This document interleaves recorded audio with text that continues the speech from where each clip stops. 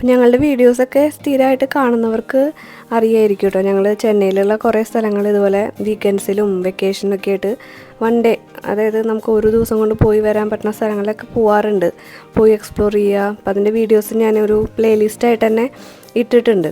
അപ്പോൾ അതിൽ ഞങ്ങൾ കഴിഞ്ഞ പ്രാവശ്യം പോകാൻ പ്ലാൻ ചെയ്തിട്ട് പടിക്കൽ വരെ വന്നിട്ട് തിരിച്ചു പോയൊരു സ്ഥലമായിരുന്നു കലൈഞ്ചർ സെൻറ്റിനറി പാർക്ക്. അപ്പോൾ അത് അന്ന് ഭയങ്കര തിരക്കായിരുന്നു. അപ്പോഴാണ് ഓപ്പൺ ചെയ്ത ആ ഒരു സമയമായിരുന്നു തോന്നുന്നു. അപ്പോൾ അതുകൊണ്ട് അവിടെ നമുക്ക് പ്രോപ്പർ പ്ലാനിങ്ങും ഉണ്ടായിരുന്നില്ല. അങ്ങനെ വന്ന് ഇവിടെ ഭയങ്കര തിരക്ക്, പാർക്കിംഗ് ഇല്ല. പിന്നെ അതിൻ്റെ ഓപ്പോസിറ്റ് സെമ്മൊഴി പൂങ്ക ഉള്ള കാര്യമൊന്നും അന്ന് നമുക്കറിയില്ല. അപ്പോൾ അവിടെയായിരുന്നു ശരിക്കും പാർക്കിംഗ് കേട്ടോ. ഇതിൻ്റെ പാർക്കിംഗ് എന്ന് പറഞ്ഞാൽ അവിടെ പോയിട്ടാണ്, അതായത് യു ടേൺ എടുത്ത് വന്നിട്ട് നമ്മൾ പാർക്ക് ചെയ്യണം. അപ്പോൾ സെമ്മൊഴി പൂങ്ക എല്ലാവർക്കും അറിയായിരിക്കും, നമ്മൾ ഫ്ലവർ ഷോയ്ക്കൊക്കെ വരുന്ന സ്ഥലമാണ്. അതും നല്ല വിശാലമായിട്ടുള്ള സ്ഥലമാണ്. ഇതും പുതിയതായിട്ട് ഓപ്പൺ ചെയ്തതാണ്. ഇത് നല്ല നമ്മൾ റിവ്യൂസും ഒക്കെ കണ്ടിട്ട് വരാമെന്ന് വിചാരിച്ചു. കുറച്ചും കൂടി അപ്ഡേറ്റഡ് വേർഷനാണ്. ഇങ്ങനെ ഇടയ്ക്ക് ഈവനിങ് കുട്ടികളെയൊക്കെ കൊണ്ട് പുറത്ത് പോയി കഴിഞ്ഞിട്ടുണ്ടെങ്കിൽ ഒരു റിലാക്സ്ഡ് ഫീലിംഗ് ആണല്ലോ നമുക്ക്. അപ്പോൾ ഫസ്റ്റ് കയറി ചെന്ന ഉടനെ തന്നെ നമുക്ക് ഈ ഒരു ഹോർട്ടിക്കൾച്ചർ ഫ്ലവേഴ്സും പ്ലാന്റ്സും ഒക്കെ വളർത്തുന്ന ആ ഒരു സ്ഥലമാണ് കേട്ടോ. അപ്പോൾ എനിക്കറിയില്ല, വീഡിയോ എടുത്താൽ വല്ലതും പ്രശ്നമുണ്ടോയെന്ന് അറിയില്ല. പക്ഷേ ഉള്ളിൽ ചെന്നപ്പോൾ എല്ലാവരും എടുക്കണുണ്ടപ്പോൾ ഞാൻ വീഡിയോ എടുത്തു. അപ്പോൾ ഇതുപോലൊരു റൂം ഉണ്ടാക്കി ലൈറ്റ് ഷോ പോലെയൊക്കെ വെച്ചിട്ടുണ്ട്. പിന്നെ ഫുള്ള് ചെടികൾ, പിന്നെ അതിൻ്റെ ഉള്ളിൽ വിൽക്കാനും വെച്ചിട്ടുണ്ട് ചെടികളൊക്കെ. അപ്പോൾ ഞാൻ നോക്കിയപ്പോൾ നമ്മുടെ നഴ്സറിയിലുള്ള അതേ പ്രൈസ് തന്നെയാണ്, വലിയ വ്യത്യാസമൊന്നും ഇല്ലാത്തതുകൊണ്ട് ഞാൻ പിന്നെ ആ ഭാഗത്തേക്ക് അധികം നോക്കിയില്ല. പിന്നെ നമ്മൾ കുറച്ച് ഒരു സിംഗപ്പൂർ എന്ന് പറഞ്ഞാൽ അധികമാവും, എന്നാലും ആ ഒരു മോഡലിലൊക്കെ ഉണ്ടാക്കാൻ നോക്കിയിട്ടുണ്ട്. ഇവിടെ സിബ് ലൈനാണ് ഇവിടുത്തെ അട്രാക്ഷൻ ശരിക്ക്. ആ ഫുൾ പാർക്ക് ഇങ്ങനെ കറങ്ങി വരുന്ന പോലെ സിബ് ലൈനാണ്. ഒരാൾക്ക് 250 രൂപ. അപ്പോൾ ഞങ്ങളവിടെ വെയിറ്റ് ചെയ്ത് നോക്കി കുട്ടികൾക്ക് പോകണം എന്നൊക്കെ പറഞ്ഞിട്ട്, പക്ഷെ ആരും പോണ കാണാനില്ല. അതുകൊണ്ട് ഞാനിങ്ങനെ വിചാരിച്ചു, ആരെങ്കിലും പോണ കണ്ടു കഴിഞ്ഞാൽ നമുക്ക് ടിക്കറ്റ് എടുക്കാമല്ലോ എന്നൊക്കെ വിചാരിച്ചിട്ട് നോക്കിയപ്പോൾ അവിടെ ഓപ്പൺ ആയിട്ടില്ല എന്ന് തോന്നുന്നു. ആ സമയം ഉണ്ടാവുമായിരിക്കും. നമ്മളൊരു 4:30 ആ സമയത്താണ് എത്തിയത്. അപ്പോൾ അവിടെ ചെന്നപ്പോൾ ഒന്നും ഒരു തിരക്കുമില്ല. നോക്കിയപ്പോൾ തൈപ്പൂയായിരുന്നു. തൈപ്പൂയത്തിൻ്റെ ആ ഒരു ഇതുള്ളതുകൊണ്ട് എല്ലാവരും അമ്പലങ്ങളിലേക്കൊക്കെ പോയിട്ടുണ്ടാവും എന്ന് വിചാരിക്കുന്നു. വിശേഷമായിരിക്കുമല്ലോ അവിടെയൊക്കെ. ഈ പ്രായത്തിലുള്ള കുട്ടികളെയൊക്കെ എവിടെയെങ്കിലും കൊണ്ടുപോയി കഴിഞ്ഞ് കഴിഞ്ഞിട്ടുണ്ടെങ്കിൽ ഭയങ്കര ശല്യമായിരിക്കും. ശല്യം വേറൊന്നുമല്ല, അവർക്ക് ഓരോ ഫ്രെയിമിലും ഫോട്ടോ എടുക്കണം. ചെറുതിന് പിന്നെയും കുഴപ്പമില്ല, മറ്റേ നിത്തുവിനാണ് അവിടെ ഇവിടെയും എവിടെ നോക്കിയാലും എസ്തറ്റിക് ഫീലിംഗ് ഉള്ള ഫോട്ടോ എടുക്കണം എന്ന് പറഞ്ഞിട്ട് ഫോൺ ചോദിക്കലും പിന്നെ ഫോട്ടോ എടുത്ത് കൊടുക്കലും. അപ്പം ഞാനൊരു ഫോട്ടോഗ്രാഫർ കം വീഡിയോഗ്രാഫറായിട്ട് പ്രവർത്തിച്ചുകൊണ്ടിരിക്കുകയാണ്.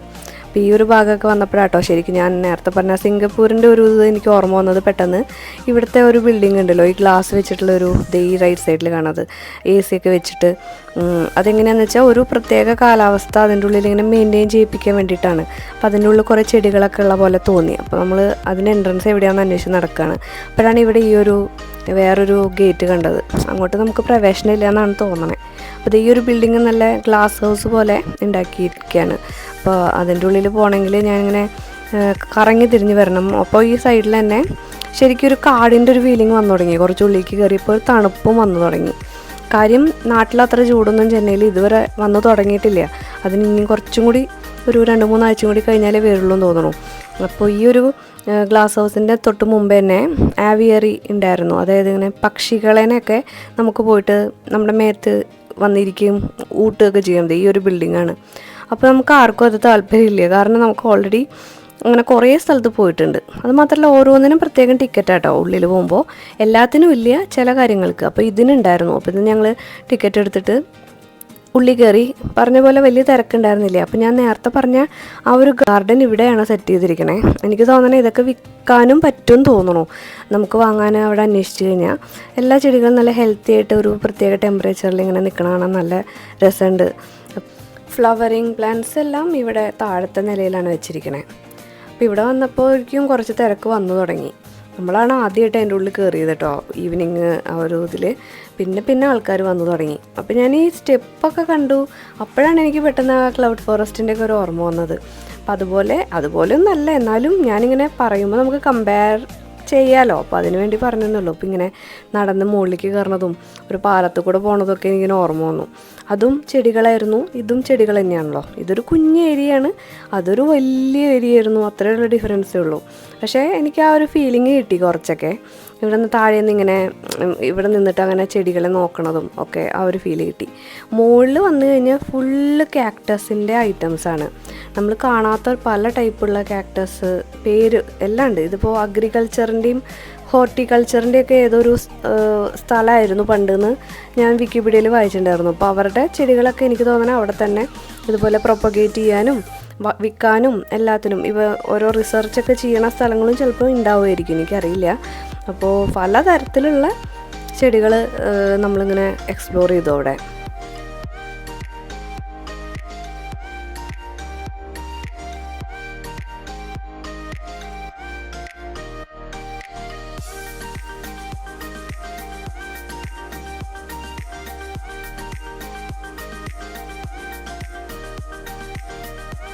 പിന്നെ അവിടെ ഇവിടെയൊക്കെ എഴുതി വെച്ചിട്ടുണ്ട് കേട്ടോ, ചെടികൾ വിൽക്കപ്പെടുന്നുണ്ട് എന്നൊക്കെ എഴുതി വെച്ചിട്ടുണ്ട്.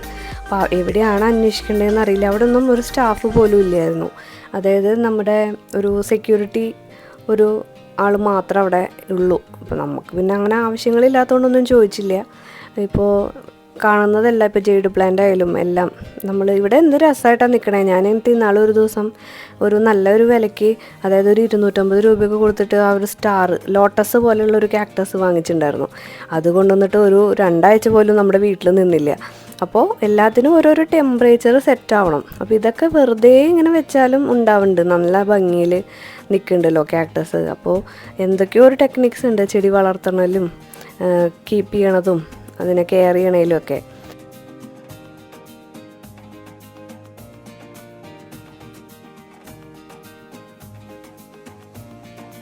അങ്ങനെ അവിടുന്ന് ഇറങ്ങി നടന്ന് ഒരു 5 മണിയൊക്കെ കഴിഞ്ഞപ്പോഴേക്കും കുട്ടികൾക്ക് വിശപ്പിൻ്റെ വിളി വന്നു.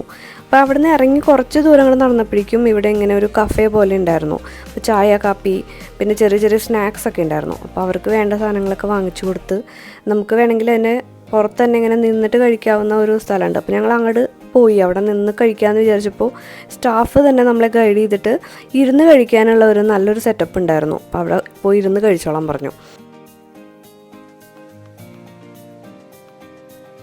പിന്നെ ഇൻട്രസ്റ്റിംഗ് ആയിട്ടുള്ളത് ഇതും ഞാൻ നേരത്തെ റിപ്പീറ്റ് ചെയ്തിട്ട് ഞാൻ പറഞ്ഞുകൊണ്ടിരിക്കുന്നത് എന്താണെന്ന് വെച്ചാൽ, ഇപ്പോൾ ഈ ക്ലൗഡ് ഫോറസ്റ്റിൽ നടക്കണ ഒരു എഫക്റ്റ് ഇവിടെ അവരങ്ങനെ ഒരു മിസ്റ്റ് ഫോം ആക്കിയിട്ടുണ്ട്.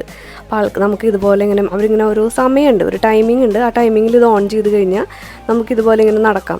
അപ്പോൾ എനിക്കിത് നല്ല ഇൻട്രസ്റ്റിംഗ് ആയിട്ട് തോന്നിയിട്ട്, അപ്പോൾ ഇത് കണ്ടപ്പോഴാണ് എനിക്ക് സിംഗപ്പൂരിൻ്റെ കൂടുതൽ ഓർമ്മ വന്നത്. അപ്പോൾ 1-2 ചെറിയ ചെറിയ കാര്യങ്ങളാണെങ്കിലും എനിക്ക് ആ ഒരു ഓർമ്മ കൊണ്ടുവരാൻ പറ്റി എന്നുള്ളത് സക്സസ് ആണല്ലോ. കാരണം അതുപോലെയൊക്കെ ചെയ്യാൻ നോക്കിയിട്ടുണ്ട്.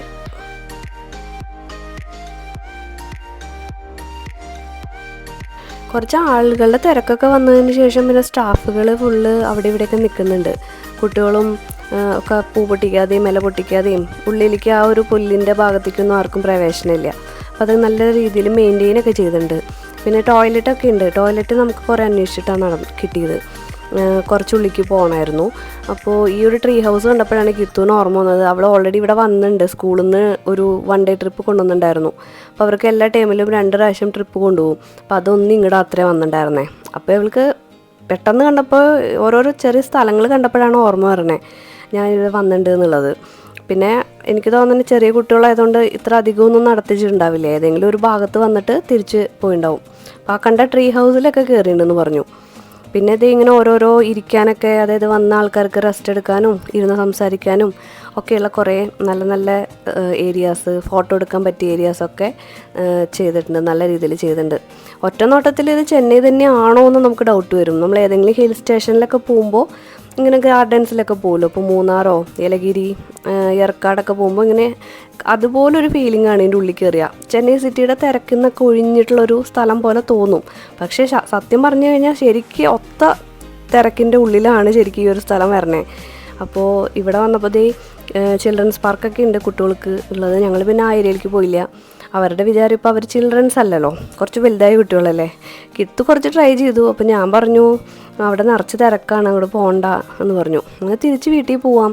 ശരിക്കും 1 hour സ്ലോട്ടാണ് എടുത്തിട്ടുണ്ടായിരുന്നത്. അപ്പോൾ ഏകദേശം 1 hour ആയപ്പോൾ ഞാൻ വിചാരിച്ചു ആരും അന്വേഷിക്കുകയൊന്നുമില്ല, എന്നാലും നമുക്ക് തിരിച്ചു പോവാം. നെക്സ്റ്റ് ഡേ സ്കൂളും ഒക്കെ ഉണ്ടല്ലോ. അപ്പോൾ പിന്നെ അധികം നിൽക്കണ്ടെന്ന് പറഞ്ഞ് തിരിച്ചു പോകാൻ നോക്കുമ്പോഴാണ് വീണ്ടും ഒരു വെള്ളച്ചാട്ടം അവിടെ ഉണ്ട്. അപ്പോൾ അതും കൂടി ഒന്ന് കാണാമെന്ന് വിചാരിച്ചു. അപ്പോൾ ഓൾമോസ്റ്റ് നമ്മൾ തിരിച്ച് ഇവിടെ എത്തിയപ്പോഴാണ് കേട്ടോ അറിയണേ ലെഫ്റ്റ് ഭാഗത്ത് ഈ ഒരു വെള്ളച്ചാട്ടം പോലെ ഉണ്ടെന്ന്. അപ്പോൾ അതും കൂടി ഒന്ന് കാണാമെന്ന് വിചാരിച്ചു.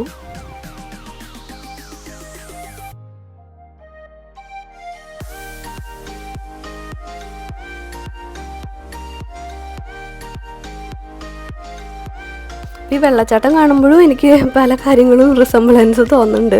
ഞാൻ പറയണില്ല, പറഞ്ഞ് ബോറടിപ്പിച്ചിട്ട് കാര്യമില്ലല്ലോ.